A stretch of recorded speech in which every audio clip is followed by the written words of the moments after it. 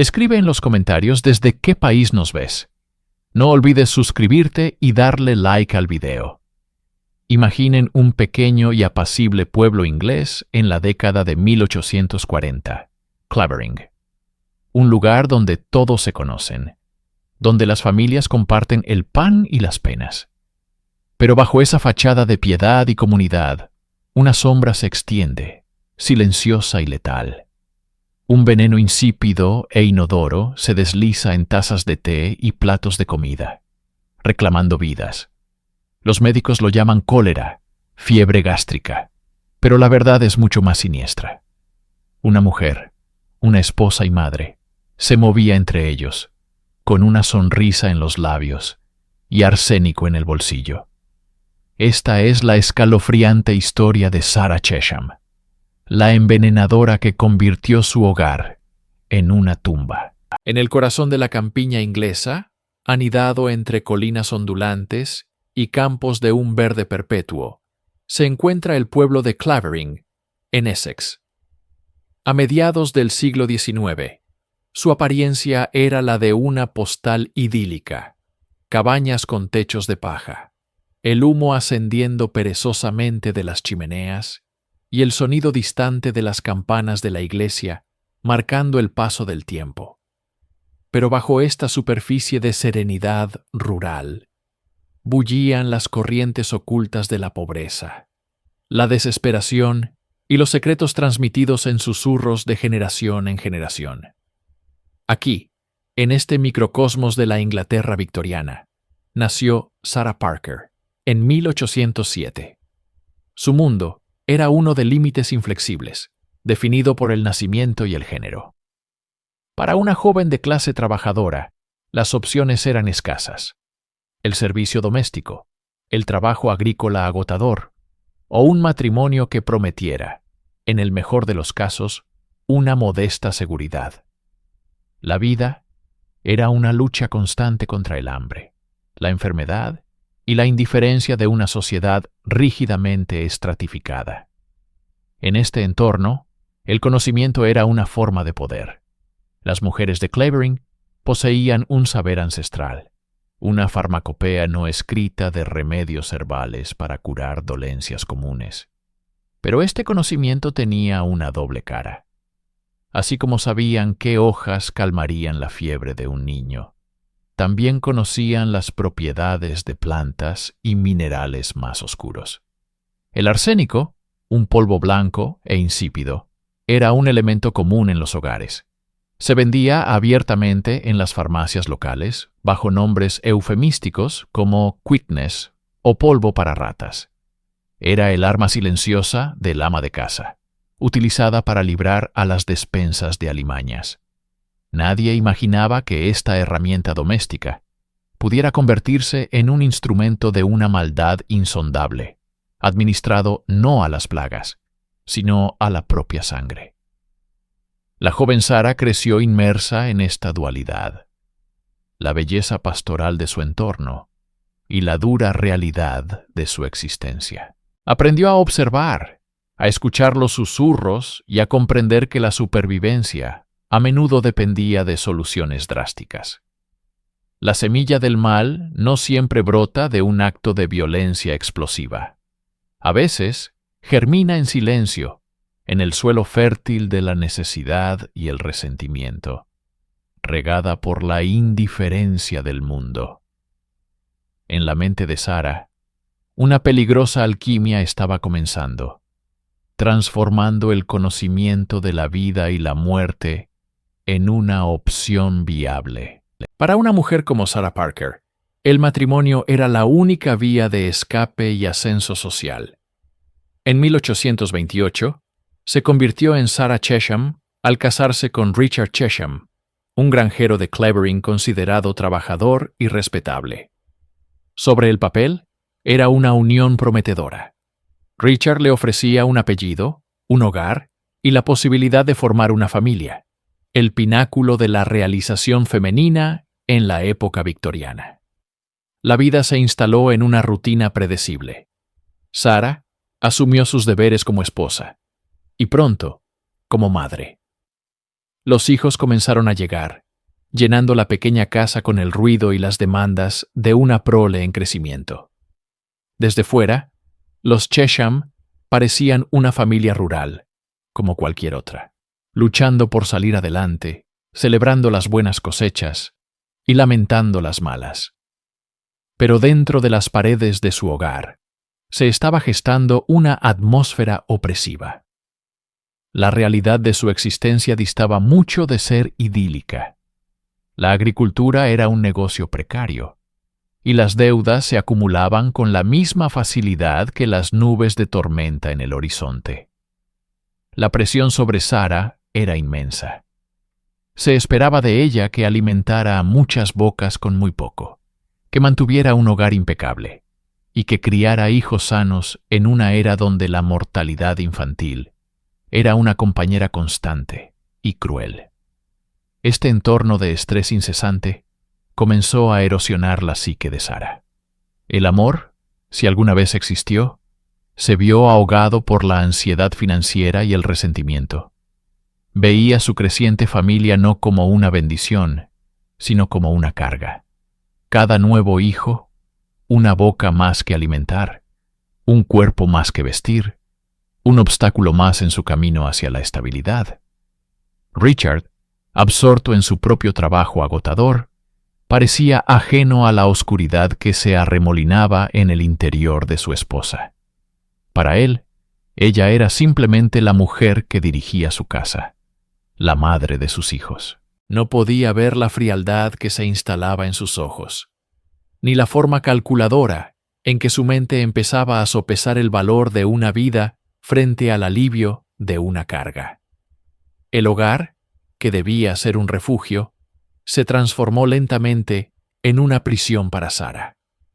Y en las prisiones, los pensamientos se vuelven desesperados y peligrosos. La mujer que una vez fue Sarah Parker estaba desapareciendo, siendo reemplazada por algo más duro, más frío. Una sombra se había cernido sobre el matrimonio Chesham, una que pronto se alargaría para tocar a los miembros más inocentes y vulnerables de la familia. La tragedia golpeó por primera vez el hogar de los Chesham en 1841. El pequeño Joseph, uno de los hijos de Sara, cayó enfermo de repente. Los síntomas eran violentos y aterradores. Calambres estomacales agónicos, vómitos incesantes y una sed insaciable. El médico local, con las herramientas limitadas de la época, diagnosticó la causa como cólera, una de las muchas enfermedades que se cobraban vidas infantiles con una regularidad desoladora. Joseph murió en medio de un gran sufrimiento. La comunidad de Clavering se volcó en muestras de simpatía hacia la afligida madre. Sara interpretó el papel de la matriarca desconsolada a la perfección, aceptando las condolencias con una sombría resignación. Sin embargo, poco tiempo después, la tragedia volvió a visitar a la familia. Otro hijo, James, enfermó con los mismos síntomas espantosos y sucumbió con la misma rapidez. De nuevo, la causa oficial fue una enfermedad común. Pero en un pueblo pequeño como Clavering, donde todos se conocen y las noticias viajan más rápido que el viento, la coincidencia comenzó a parecer sospechosa. 2 hijos, muertos de la misma manera, en un corto período de tiempo. La simpatía inicial comenzó a transformarse en un murmullo inquieto.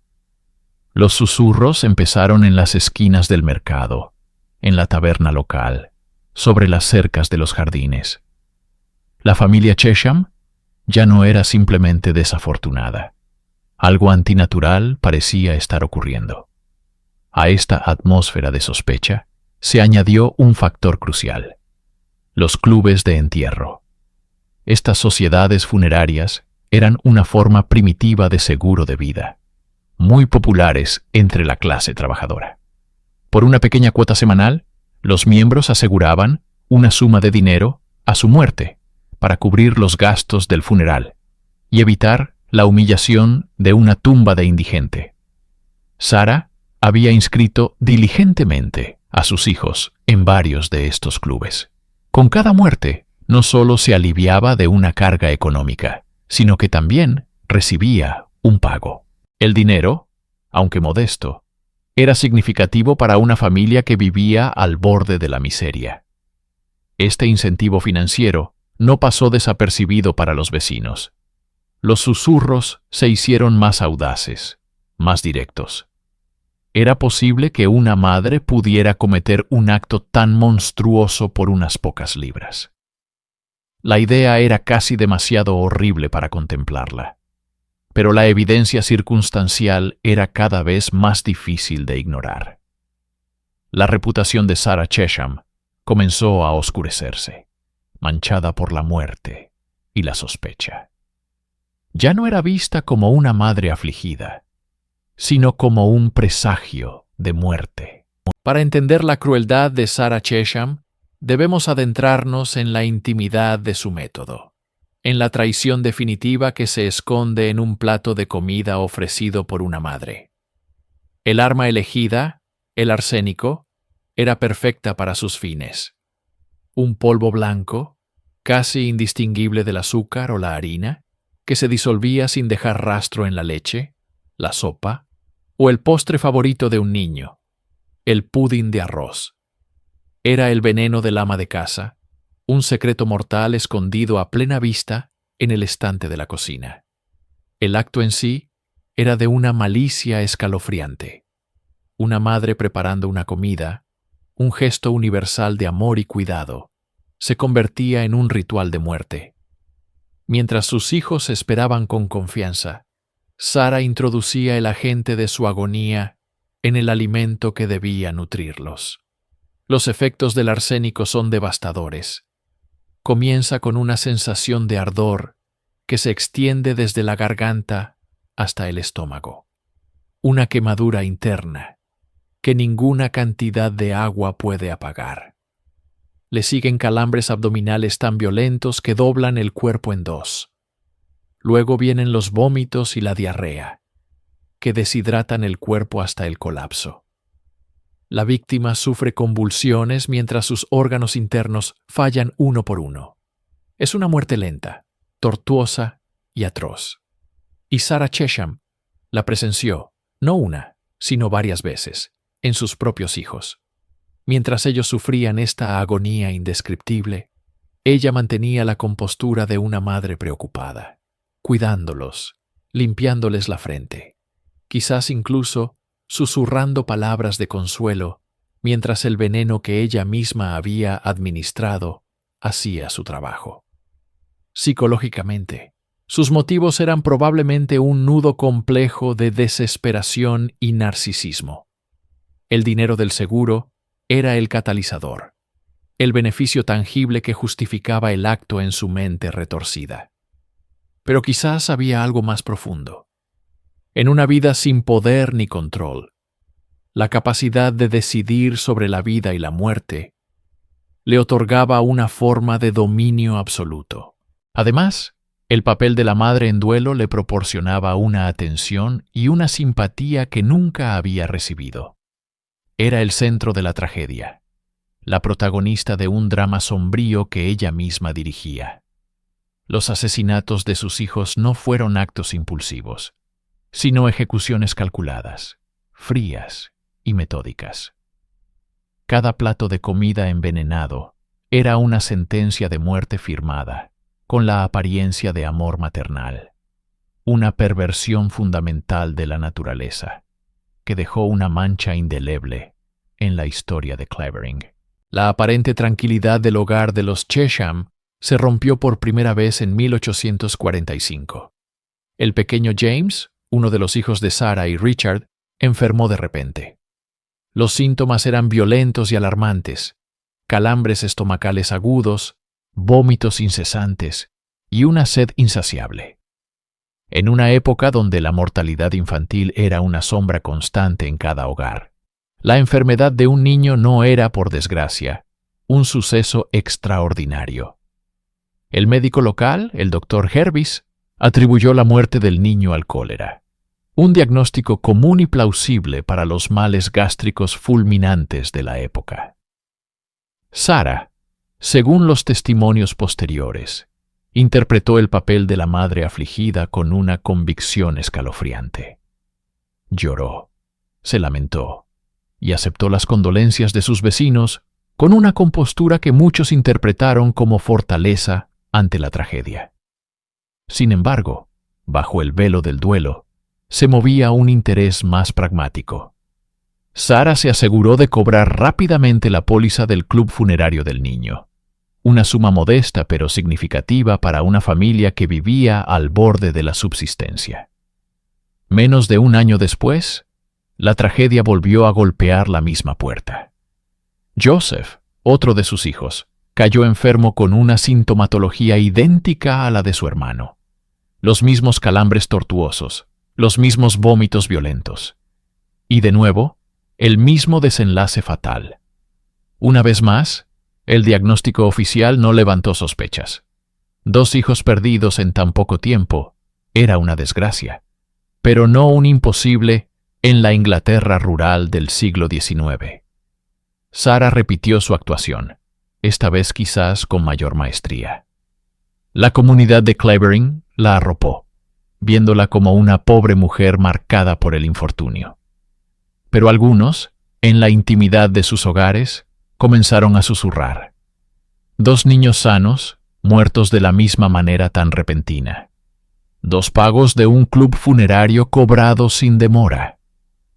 Las coincidencias empezaban a apilarse como leña seca, esperando la chispa de la sospecha. Nadie podía probar nada.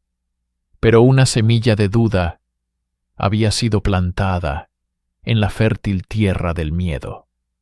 Sarah Chesham, la madre enlutada, había dado sus primeros pasos en un camino del que no habría retorno, perfeccionando su método en la cuna de sus propios hijos. Para comprender la facilidad con la que Sarah Chesham pudo operar, es crucial mirar más allá de su figura y examinar el oscuro subsuelo de su comunidad. Clavering y la región de Essex en general albergaban un secreto a voces, una reputación siniestra que les valió el apodo de la Escuela de Envenenadores. No se trataba de una institución formal, sino de una tradición popular, un conocimiento clandestino transmitido de generación en generación, a menudo de madre a hija. El protagonista de esta tradición era el arsénico, el polvo de la herencia. Este veneno, barato y fácilmente accesible, era el arma predilecta de los desposeídos. Se vendía abiertamente en las farmacias y tiendas generales bajo la apariencia de veneno para ratas, o como ingrediente para cosméticos caseros, como los papeles de mosca o los blanqueadores de piel. Un ama de casa podía comprar una cantidad letal por unos pocos peniques, sin levantar la más mínima sospecha. En una sociedad rígidamente patriarcal, donde las mujeres tenían escaso poder legal o económico, el veneno se convirtió en una herramienta silenciosa y aterradora de control. Un marido abusivo, un acreedor insistente, un familiar incómodo, o, como en el caso de Sarah, un hijo cuya muerte podría traer un pequeño alivio financiero, podían ser eliminados con una pizca de polvo blanco disuelto en un tazón de gachas o una taza de té. Los síntomas del envenenamiento por arsénico, dolores abdominales, vómitos, diarrea, mimetizaban a la perfección los de enfermedades comunes y mortales como el cólera o la disentería. En una era de conocimientos médicos limitados y sin toxicología forense avanzada, el arsénico era el asesino perfecto, capaz de matar a plena vista sin dejar rastro aparente. Sarah Chesham no fue una anomalía. Fue la alumna más aventajada de esta escuela invisible. Ella no inventó el método, simplemente lo heredó y lo perfeccionó, utilizando el conocimiento ambiental para sus propios fines oscuros. convirtiendo la cocina de su humilde hogar en un laboratorio de muerte. Entre los actos de violencia que marcarían su nombre en la infamia, Sarah Chesham cultivó una fachada de absoluta normalidad. Para el observador casual de Clavering, ella era simplemente una más entre las mujeres del pueblo. Una esposa de granjero, madre de familia, trabajadora y, en apariencia, devota. Su vida cotidiana estaba regida por el ritmo implacable del campo. Se levantaba antes del amanecer para atender las tareas del hogar, preparar la comida, cuidar de los animales y ayudar a su esposo, Richard, en las labores de la pequeña parcela que cultivaban. Era conocida por ser una mujer robusta, de pocas palabras pero de trato cordial. Sus vecinos la veían en el mercado, en la iglesia, intercambiando las cortesías y los chismes habituales. Nadie habría adivinado la oscuridad que se agitaba bajo esa superficie de respetabilidad rural. Esta capacidad para compartimentar su vida, para separar a la madre y esposa de la asesina a sangre fría, es uno de los rasgos más perturbadores de su perfil psicológico. Vivía en un estado de dualidad constante, donde el veneno y el pan compartían el mismo estante en la despensa. La presión económica era una constante en el hogar de los Chesham. Vivían al día, y cualquier gasto inesperado o mala cosecha podía significar la ruina. Es probable que esta lucha incesante por la supervivencia alimentara su pragmatismo letal. Para Sarah, la vida y la muerte podían haberse convertido en meras variables de una ecuación económica. Un funeral pagado por un club de entierros no era solo el fin de una vida, sino un ingreso que podía significar la diferencia entre comer o pasar hambre. Su relación con su esposo Richard parecía ser funcional, aunque carente de una calidez evidente. Él, un hombre sencillo y trabajador, parecía ajeno a la verdadera naturaleza de su esposa, o quizás eligió no ver las señales. Sarah era la administradora del hogar, la que manejaba el escaso dinero y tomaba las decisiones domésticas. Este control, aunque limitado, le proporcionaba el poder y la oportunidad para llevar a cabo sus planes sin ser detectada. Durante años, tejió este velo de normalidad a su alrededor, una coraza que la hacía invisible y que le permitiría seguir matando. La precaria paz en la vida de Sarah Chesham se mantuvo durante un tiempo, pero la necesidad, o quizás la compulsión, nunca estuvo lejos. La siguiente víctima en su red fue Edward, el hijo de su esposo Richard de un matrimonio anterior. La relación entre madrastra e hijastro nunca fue cálida. Para Sarah, Edward podría haber representado una carga, otra boca que alimentar, y lo que es más importante, un obstáculo en la línea de herencia de la pequeña propiedad de Richard. En 1847, la historia, con su guión macabro, comenzó a repetirse. Edward, un joven que hasta entonces gozaba de buena salud, enfermó de manera súbita y violenta. Los síntomas eran un eco espantoso de los que habían sufrido sus hermanastros años atrás. Un dolor abdominal que lo doblaba en dos, vómitos incontrolables y una agonía que se prolongó durante días. Sarah asumió el papel de enfermera, preparando caldos y remedios para el joven postrado en cama. Con cada cucharada que le administraba, le ofrecía no un alivio, sino una dosis más de muerte lenta. Sin embargo, esta vez, algo era diferente. La comunidad ya no estaba tan dispuesta a aceptar la tragedia como un simple capricho del destino. Los susurros que habían comenzado con la muerte de James y Joseph ahora se convertían en un clamor sordo. 3 jóvenes, todos bajo el mismo techo, todos muertos de la misma misteriosa enfermedad estomacal. La coincidencia era demasiado grande para ser ignorada. El médico local, que atendió a Edward en su lecho de muerte, también albergaba serias dudas. Los síntomas no encajaban completamente con las enfermedades conocidas, y la rápida degeneración del paciente era alarmante. Recordó los casos anteriores de los otros niños Chesham. Un patrón terrible comenzaba a emerger de la niebla de la ignorancia médica. La muerte de Edward no sería archivada tan fácilmente. Fue la gota que colmó el vaso de la sospecha, el error de cálculo de Sarah, que finalmente atrajo la mirada de la justicia hacia su puerta. La comunidad, antes compasiva, ahora la observaba con miedo y recelo.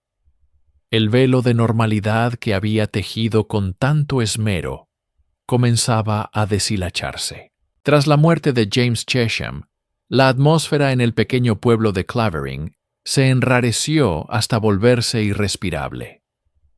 El dolor inicial de la comunidad se había transformado en un miedo helado y corrosivo. Ya no se trataba de tragedias aisladas o de la mala fortuna de una familia. Se trataba de un patrón, una sombra que se cernía sobre ellos, y esa sombra tenía un nombre que todos susurraban, pero pocos se atrevían a pronunciar en voz alta. Sarah Chesham se convirtió en el fantasma de Clavering, una presencia que no necesitaba cadenas ni lamentos para infundir terror. Su mera existencia era una amenaza. Las madres apartaban a sus hijos cuando ella pasaba. Los vecinos cambiaban de acera para no cruzar su mirada, y las conversaciones en la taberna local se silenciaban abruptamente si ella entraba. La paranoia se instaló como una plaga. ¿Quién sería el siguiente? ¿Acaso el arsénico, ese polvo blanco e insípido, ya estaba en la despensa de alguien más? La gente comenzó a desconfiar de todo y de todos. Un simple dolor de estómago se convertía en motivo de pánico. La comida compartida, antes un gesto de buena vecindad, ahora era vista con sospecha. Sarah, por su parte, continuaba con su vida, mostrando el rostro de una madre afligida y doblemente golpeada por el destino. Su aparente normalidad era quizás lo más aterrador de todo. No había monstruo visible, solo una mujer de luto. Esta disonancia entre la imagen que proyectaba y la terrible sospecha que generaba alimentaba el pavor colectivo. Clavering estaba atrapado en una pesadilla psicológica. No había pruebas contundentes, solo una acumulación de coincidencias mortales y el instinto visceral de una comunidad que sentía el mal entre ellos. Vivían bajo el asedio de un enemigo invisible, un veneno que no solo atacaba el cuerpo, sino que también había infectado el alma misma del pueblo, sembrando la desconfianza y el terror en cada hogar. La presión pública y la abrumadora cantidad de sospechas finalmente forzaron la mano de la justicia. Sarah Chesham fue arrestada y llevada a juicio por el asesinato de sus dos hijos, Solomon y James. El tribunal de Chelmsford se convirtió en el escenario de un drama que capturó la atención de toda la región. La fiscalía presentó un caso que, a primera vista, parecía sólido. Pintaron un cuadro de una madre cruel y calculadora, motivada por el dinero de las pólizas de los clubes funerarios. Presentaron el patrón de las muertes, los síntomas idénticos y el testimonio de vecinos que hablaban del comportamiento extraño de Sarah. Sin embargo, el caso tenía una debilidad fundamental, una grieta por la que se colaría la incertidumbre. En la década de 1840, la ciencia forense estaba en su infancia. Aunque se sospechaba de envenenamiento por arsénico, las pruebas para detectarlo en los cuerpos exhumados no eran concluyentes. Los resultados eran ambiguos, y la defensa, astutamente, se aferró a esta imprecisión. El abogado de Sarah argumentó con vehemencia que no existía ni una sola prueba directa que vinculara a su cliente con la compra o administración de veneno. Todo era circunstancial, basado en rumores y conjeturas de una comunidad presa de la histeria. Presentaron a Sarah no como una asesina, sino como una víctima trágica de la enfermedad y la calumnia. En el estrado, Sarah interpretó su papel a la perfección. Con el rostro velado y la voz quebrada, habló de su amor por sus hijos y del inmenso dolor de su pérdida. El jurado, compuesto por hombres de la época, se enfrentó a un dilema insoportable. Por un lado, la lógica del patrón de muertes. Por otro, la falta de evidencia científica irrefutable y la imagen de una madre desconsolada. La duda, ese principio fundamental del derecho, comenzó a crecer. ¿Podían condenar a una mujer a la horca basándose únicamente en sospechas? Tras una deliberación tensa, el veredicto resonó en la sala del tribunal. No culpable. La duda razonable había triunfado. Sarah Chesham salió del tribunal de Chelmsford como una mujer libre a los ojos de la ley. Pero la sentencia del pueblo de Clavering ya había sido dictada y era inapelable. La absolución legal no limpió su nombre. Por el contrario, la cubrió con una capa aún más gruesa de infamia. Para la comunidad, el veredicto no probaba su inocencia, sino la incompetencia del sistema judicial. Su regreso a casa no fue un alivio, sino el comienzo de un exilio interno. Al volver a las calles de Clavering, se encontró con un muro de silencio y desprecio. Las puertas se cerraban a su paso. Las miradas que antes eran de sospecha ahora eran de odio abierto. Se convirtió en una paria, una figura maldita que caminaba entre ellos. La mancha de la acusación era indeleble. Ningún vecino le dirigía la palabra, excepto para lanzar un insulto velado. En la tienda local, era atendida con una prisa hostil, como si su mera presencia pudiera contaminar el lugar. Sus hijos restantes, si bien públicamente la defendían, debieron vivir bajo el peso insoportable del estigma de su madre. La vida de Sarah se redujo a un aislamiento casi total. Su hogar se convirtió en su fortaleza y su prisión. El veredicto del jurado le había devuelto la libertad, pero la había condenado a una vida de soledad y ostracismo. Psicológicamente, este período debió ser una prueba inmensa. ¿Sentía alivio por haber escapado de la horca? ¿O resentimiento hacia la comunidad que la había juzgado y condenado sin piedad? Es posible que la experiencia reforzara en ella un sentimiento de invulnerabilidad, la creencia de que podía actuar con impunidad, protegida por la ineptitud de la ciencia y la ley. La mujer que había sido acusada de eliminar a sus hijos por dinero, ahora vivía como un fantasma entre los vivos, una lección andante sobre la brecha entre la justicia legal y la condena social. Estaba absuelta, pero no era inocente a los ojos de nadie. Y esta mancha persistente sería el preludio de la siguiente y última tragedia. Pasaron casi 2 años. 2 años en los que Clavering vivió en una tregua incómoda. Sarah Chesham seguía siendo la paria del pueblo, pero la ausencia de nuevas tragedias había permitido que el miedo agudo se convirtiera en un rencor sordo. La vida, aunque marcada por la desconfianza, continuaba. Dentro de la casa de los Chesham, la tensión era un miembro más de la familia. Richard Chesham, su esposo, había permanecido a su lado durante el juicio, pero vivir con una mujer sospechosa de asesinar a sus propios hijos debió erosionar cualquier vestigio de normalidad en su matrimonio. Era una relación construida sobre las ruinas de la confianza, mantenida por la necesidad y la costumbre. Entonces, a finales de 1850, la muerte regresó a su puerta. Richard, un hombre robusto y trabajador agrícola, cayó enfermo. Los síntomas eran terriblemente familiares: un eco macabro del pasado que heló la sangre de quienes lo supieron. Comenzó con violentos dolores de estómago, calambres que lo doblaban de agonía, seguidos de vómitos incesantes y una sed abrasadora que nada podía saciar. Sarah, una vez más, asumió el papel de la esposa abnegada y cuidadosa. Atendía a su marido, le preparaba caldos y remedios, y mantenía una vigilia constante junto a su lecho de enfermo.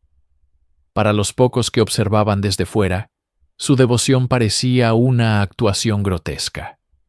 Veían cómo Richard se consumía día a día, su cuerpo debilitándose bajo el asalto de un mal invisible. Y sabían, con una certeza que les revolvía las entrañas, que no se trataba de una enfermedad natural. Era la misma firma, el mismo método cruel y lento que se había llevado a los pequeños Solomon y James. La comunidad observaba, impotente y horrorizada, cómo la historia se repetía. El fantasma de Clavering había despertado de su letargo. Tras semanas de un sufrimiento atroz, Richard Chesham exhaló su último aliento. Esta vez, sin embargo, las autoridades no se dejarían engañar por la falta de pruebas. La muerte del esposo, después de la de los hijos, no era una coincidencia, era una declaración. La paciencia de la ley se había agotado. La muerte de Richard Chesham, aunque trágica, podría haberse desvanecido en los anales de Clavering como otra víctima más de la tisis, esa sombra omnipresente en la Inglaterra victoriana. Pero un hombre se negó a permitir que la historia terminara así. El cirujano local, el señor Gower, había atendido a Richard en sus últimos días. Había observado los síntomas con una creciente inquietud. Los vómitos violentos, los calambres atroces, la sed insaciable. No cuadraban con el lento y progresivo desgaste de la consunción. Eran demasiado agudos, demasiado brutales. La experiencia le susurraba una palabra mucho más siniestra: veneno. Cuando Sarah Chesham, con el rostro compungido de una viuda afligida, le solicitó el certificado de defunción, Gower se negó. Su pluma permaneció inmóvil. Esta negativa fue el primer hilo suelto en el tapiz de engaños que Sarah había tejido con tanta paciencia. La noticia de la negativa del cirujano se extendió por el pueblo como un reguero de pólvora. Los susurros que durante años habían flotado en el aire espeso de Clavering, las sospechas sobre las muertes de los hijos de Sarah, sobre otros vecinos fallecidos en circunstancias similares, de repente encontraron un ancla en la realidad. Ya no eran chismes de taberna. Eran la base de una duda oficial y profesional. La comunidad, antes dividida entre la lástima por la desafortunada Sarah y el miedo latente, comenzó a unirse en una sola voz de sospecha. La presión recayó sobre el forense local, quien, enfrentado a la firme postura de Gower y al clamor público, no tuvo más remedio que actuar. La investigación oficial, que Sarah había logrado eludir durante tanto tiempo con su fachada de piedad y desgracia, estaba a punto de comenzar. El primer y más macabro paso era ineludible. Para descubrir la verdad, tendrían que profanar la paz del cementerio y pedirle a Richard Chesham que contara su historia desde la tumba.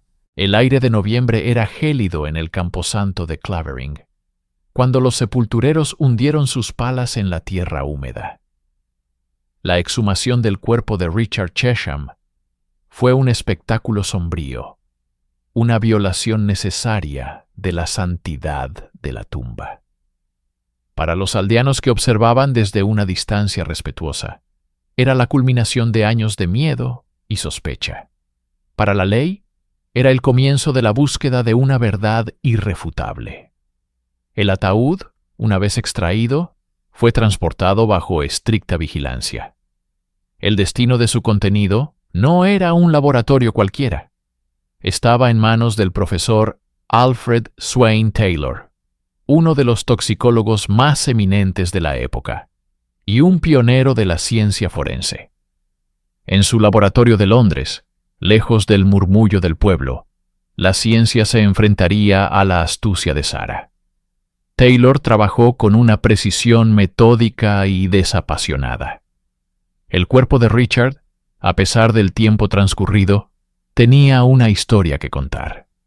El profesor Taylor extrajo muestras del estómago, los intestinos y el hígado. Utilizando el test de Marsh, una prueba química revolucionaria para la detección de arsénico, comenzó su minucioso análisis. El proceso era lento, pero el resultado fue inequívoco y escalofriante. En los órganos de Richard Chesham se encontraron cantidades masivas de arsénico, suficientes para matar a varias personas. La ciencia había hablado con una claridad atronadora.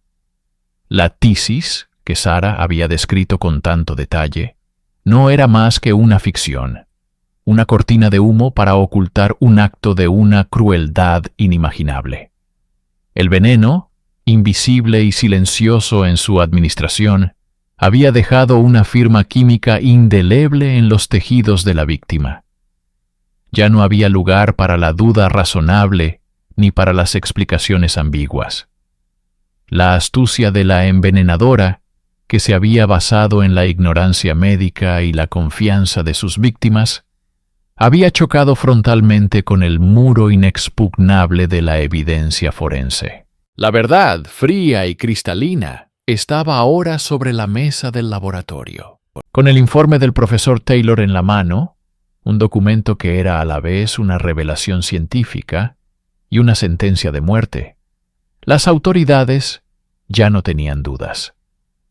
La maquinaria de la justicia, lenta pero implacable, se puso en marcha. Una orden de arresto fue emitida a nombre de Sarah Chesham por el asesinato de su esposo, Richard. El día de su detención, la normalidad de la vida en Clavering se hizo añicos. 2 alguaciles llegaron a la modesta casa de Sarah, el mismo lugar que había sido escenario de tanto sufrimiento silencioso. La noticia de su llegada corrió por el pueblo, y pronto, una multitud silenciosa y expectante se congregó a una distancia prudente, observando cómo se desarrollaba el capítulo final del reinado de terror no declarado de su vecina. La reacción de Sarah ante los hombres de la ley se ha descrito de diversas maneras. Algunos relatos sugieren que mantuvo una compostura fría, una máscara de inocencia ofendida, negando todas las acusaciones con una firmeza que habría sido admirable si no fuera tan monstruosa. Otros afirman que su fachada finalmente se resquebrajó, mostrando un atisbo del miedo que debía sentir al ver su mundo de control y secreto desmoronarse. Sea cual sea la verdad, el resultado fue el mismo. Sarah Chesham, la mujer que se había movido por el pueblo como un ángel de la muerte, disfrazado de vecina solícita y madre afligida, fue escoltada fuera de su hogar. Mientras la llevaban, los agentes registraron la casa. Buscaron el origen del veneno, cualquier frasco, paquete de polvo blanco o recibo de un boticario que pudiera vincularla directamente con la compra de arsénico. Para los habitantes de Clavering, ver a Sarah bajo arresto fue un momento catártico. El espectro que los había atormentado durante años finalmente tenía un rostro y estaba bajo custodia. El ángel había caído, y ahora tendría que enfrentarse a la justicia terrenal por sus pecados. Con Sarah Chesham tras las rejas, la pregunta principal dejó de ser ¿quién? Para convertirse en un ¿por qué? Mucho más profundo y perturbador. ¿Qué impulsa a una mujer, una madre, a utilizar el veneno, el más íntimo y traicionero de los métodos de asesinato, contra su propia familia y vecinos? Analizar la mente de Sarah Chesham es adentrarse en un laberinto de motivaciones oscuras moldeadas por la opresiva sociedad victoriana. La motivación más evidente, y la que la Fiscalía perseguiría con ahínco, era el beneficio económico. En una época en la que las mujeres tenían una autonomía financiera casi nula, el seguro de vida era una de las pocas vías para obtener una suma de dinero considerable. Las sociedades funerarias, que ofrecían pequeños pagos para cubrir los gastos de los entierros, se convirtieron en un incentivo perverso. Para una mujer en la pobreza, como Sara, la muerte de un hijo o un marido podía representar no solo un alivio de una boca que alimentar, sino una ganancia inesperada. Pero reducir sus crímenes únicamente al dinero sería simplificar en exceso su psicología. Existe una dimensión de poder y control. En un mundo dominado por hombres, donde su papel estaba confinado al hogar, el veneno le otorgaba un poder absoluto y secreto. Ella decidía quién vivía y quién moría. Administrar el veneno, cuidar a su víctima mientras fingía preocupación y observar el lento declive, le confería un control sobre la vida y la muerte que de otro modo le era negado. Este acto de dominio, disfrazado de cuidado, podría haber sido una fuente de gratificación narcisista. Psicológicamente, Sara podría encajar en el perfil de una psicópata. Falta de empatía, encanto superficial, una habilidad camaleónica para simular emociones y una crueldad subyacente. El arsénico, conocido como el polvo de la herencia, era el arma perfecta para alguien así. Era fácil de obtener, disfrazado de raticida, y sus síntomas podían confundirse con enfermedades comunes como el cólera o la disentería, permitiéndole operar bajo un velo de plausible negación durante años. Su mente era un producto tóxico de su entorno, una mezcla de desesperación económica, resentimiento social y una patología personal escalofriante. El 6 de marzo de 1851, el Shire Hall de Chelmsford se convirtió en el epicentro de un drama que capturaría la atención de toda Inglaterra. El aire en la sala del tribunal era denso, cargado con una mezcla de curiosidad morbosa y solemne expectación. Cada banco estaba ocupado. Los rostros de la multitud, desde campesinos de Clavering hasta damas de la alta sociedad, se volvían hacia el banquillo de los acusados. Allí se sentaba Sarah Chesham, vestida con una sencillez que contrastaba brutalmente con la monstruosidad de los crímenes que se le imputaban. Su rostro, impasible, era una máscara de serenidad que desafiaba a la sala a encontrar una grieta en su compostura. El juicio contra ella no era solo por la muerte de Richard Chesham, era un juicio contra una era de impunidad. La Fiscalía, consciente de ello, no dejó nada al azar. Su estrella era la ciencia. El testimonio de Alfred Swain Taylor, el toxicólogo pionero, fue el pilar de su caso. Con una claridad metódica y devastadora, Taylor explicó al jurado el proceso del test de Marsh, detallando cómo había extraído inequívocamente grandes cantidades de arsénico de los órganos de la víctima. Mostró los depósitos metálicos, la prueba física e irrefutable del veneno. Cada palabra que pronunciaba era un clavo más en el ataúd de Sara. La defensa, superada por la evidencia científica, se vio reducida a sembrar dudas sobre la cadena de custodia y a atacar el carácter de los testigos, vecinos que ahora hablaban en susurros de los polvos para el arroz de Sara y de las muertes inexplicables que parecían seguirla. Pero sus argumentos sonaban huecos frente a los frascos de cristal que contenían la prueba del crimen. Sara observaba todo con un desapego casi antinatural. No lloraba, no protestaba. Simplemente escuchaba, sus ojos oscuros fijos en los oradores, como si fuera una espectadora más y no la protagonista de su propia tragedia. La tensión crecía con cada testimonio, tejiendo una red de pruebas circunstanciales y científicas que se cerraba inexorablemente alrededor de ella. Cuando la fiscalía concluyó su presentación, un silencio profundo cayó sobre la sala. La evidencia era abrumadora. El peso de la ciencia moderna había descendido sobre el antiguo arte del envenenador.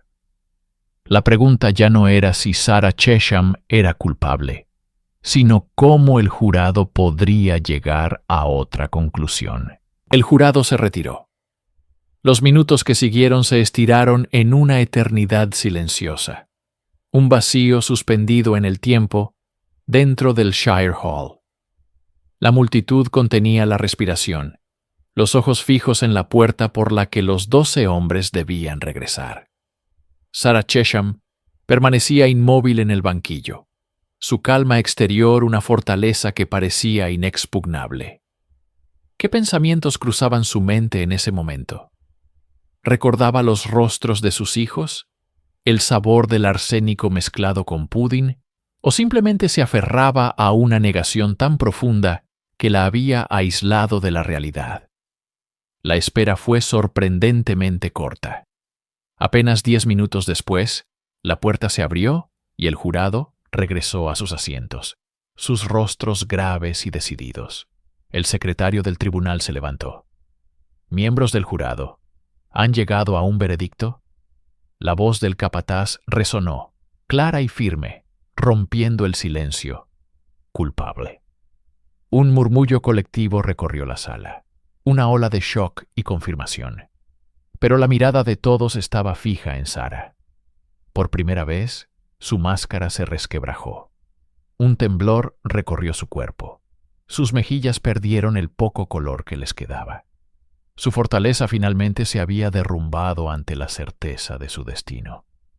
El juez, el barón Sir James Park, una figura severa y respetada, realizó el ritual más temido de la justicia británica. Lentamente, se colocó el gorro negro sobre la peluca. El simbolismo era inequívoco. La muerte estaba en la sala. Su voz, desprovista de emoción, se dirigió directamente a Sarah. Sarah Chesham, un jurado de su país, la ha declarado culpable del atroz crimen de asesinato. Ha utilizado el más cobarde de los métodos para quitarle la vida a su marido. Sus palabras detallaron la gravedad de sus actos, no solo como un crimen contra un hombre, sino como una amenaza para el tejido social. La sentencia de este tribunal es que sea llevada desde aquí al lugar de donde vino, y de allí a un lugar de ejecución, y que allí sea ahorcada por el cuello hasta que muera, y que el Señor tenga piedad de su alma. Cada palabra cayó como un martillazo. Sarah fue escoltada fuera del banquillo, ahora una figura rota. Las pesadas puertas de roble se cerraron tras ella, con un sonido sordo y definitivo, sellando su destino y poniendo fin a su reinado de terror silencioso. Tras el veredicto, Sarah Chesham fue transportada a la prisión de Chelmsford, un laberinto de piedra fría y sombras. Su mundo se había reducido a las 4 paredes de una celda de condenados, un espacio austero donde el único sonido era el eco de sus propios pensamientos y el tic-tac implacable del tiempo que se agotaba. Durante las 2 semanas previas a su ejecución, se convirtió en un enigma para sus carceleros y para el capellán de la prisión, el reverendo que la visitaba a diario. Esperaban lágrimas, arrepentimiento, una confesión torrencial que aliviara su alma y satisficiera la curiosidad pública. No recibieron nada de eso. Sarah recuperó su compostura de acero. Se mostraba tranquila, casi dócil, cumpliendo con la rutina de la prisión con una resignación pasiva. A las súplicas del capellán para que confesara sus pecados ante Dios, respondía con un silencio obstinado o con evasivas. «No soy culpable de ese crimen», repetía con una voz monótona, refiriéndose únicamente al asesinato de su marido, sin abordar jamás las sombras de sus otros posibles crímenes que la habían perseguido hasta allí. Esta negativa a confesar era, en sí misma, una forma de control, su último acto de desafío contra un mundo que la había condenado. No les daría la satisfacción.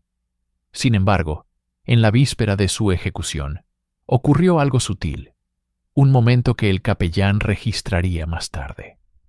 Mientras rezaban juntos, él le preguntó directamente por los niños que había perdido, por los vecinos que murieron bajo su cuidado. Por un instante, la mirada de Sara se perdió en la pared de piedra, y una única lágrima rodó por su mejilla. No dijo nada. No admitió nada. Pero en ese gesto silencioso, en esa lágrima solitaria, muchos vieron la confesión que sus labios se negaban a pronunciar.